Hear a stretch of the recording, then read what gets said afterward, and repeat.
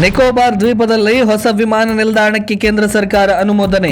ರಾಹುಲ್ ಗಾಂಧಿ ವಿರೋಧಕ್ಕೆ ಕ್ಯಾರೆ ಅನ್ನದ ಮೋದಿ ಸರ್ಕಾರ. 13,000 ಕೋಟಿ ರೂಪಾಯಿ ವೆಚ್ಚದಲ್ಲಿ ನಿರ್ಮಾಣವಾಗಲಿದೆ ಹೊಸ ವಿಮಾನ ನಿಲ್ದಾಣ. ಕೇಂದ್ರ ಸರ್ಕಾರದ ಮಹತ್ವಾಕಾಂಕ್ಷೆಯ ಯೋಜನೆಯಲ್ಲಿ ಒಂದಾದ ಭಾರತದ ಸಾಗರ ರಕ್ಷಣಾ ಕವಚ ಎಂದೇ ಬಿಂಬಿತವಾಗಿರುವ ದಿ ಗ್ರೇಟ್ ನಿಕೋಬಾರ್ ಪ್ರಾಜೆಕ್ಟ್ನ ಮೊದಲ ಹಂತಕ್ಕೆ ಕೇಂದ್ರ ಸರ್ಕಾರ ಅನುಮೋದನೆಯನ್ನು ನೀಡಿದೆ. ಗ್ರೇಟ್ ನಿಕೋಬಾರ್ ಯೋಜನೆಯ ಭಾಗವಾಗಿ ನಿಕೋಬಾರ್ ದ್ವೀಪದ ಚಿಂಗೇನ್ ಎಂಬ ಪ್ರದೇಶದಲ್ಲಿ 13,000 ಕೋಟಿ ರೂಪಾಯಿ ವೆಚ್ಚದಲ್ಲಿ ಹೊಸ ಗ್ರೀನ್ ಫೀಲ್ಡ್ ನಾಗರಿಕ ಮಿಲಿಟರಿ ಜಂಟಿ ವಿಮಾನ ನಿಲ್ದಾಣವನ್ನು ನಿರ್ಮಿಸಲು ಕೇಂದ್ರ ಸರ್ಕಾರ ನಿರ್ಧರಿಸಿದೆ.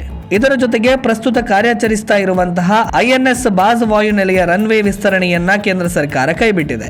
ಈ ವಾಯುನೆಲೆಯ ರನ್ವೇ ವಿಸ್ತರಣೆಯಿಂದ ಸ್ಥಳೀಯ ಜನವಸತಿಯ ಮೇಲೆ ಪರಿಣಾಮ ಬೀರಲಿದ್ದು, ಅಲ್ಲಿ ಈಗ ವಾಸಿಸ್ತಾ ಇರುವ ಜನರನ್ನ ತೆರವುಗೊಳಿಸಬೇಕಾಗತ್ತೆ. ಪ್ರಾಣಿ ಪಕ್ಷಿಗಳ ಆವಾಸ ಸ್ಥಾನಕ್ಕೂ ಕುತ್ತು ಬರಲಿದೆ. ಹೀಗಾಗಿ ರನ್ವೇ ವಿಸ್ತರಣೆ ಯೋಜನೆಯನ್ನ ಕೈಬಿಡಲಾಗಿದೆ ಅಂತ ಹೇಳಲಾಗಿದೆ. ಅಂದಹಾಗೆ ಲೋಕಸಭೆಯ ಪ್ರತಿಪಕ್ಷ ನಾಯಕ ರಾಹುಲ್ ಗಾಂಧಿ ಅವರು ದಿ ಗ್ರೇಟ್ ನಿಕೋಬಾರ್ ಯೋಜನೆಗೆ ತೀವ್ರ ವಿರೋಧವನ್ನ ವ್ಯಕ್ತಪಡಿಸಿದ್ರು.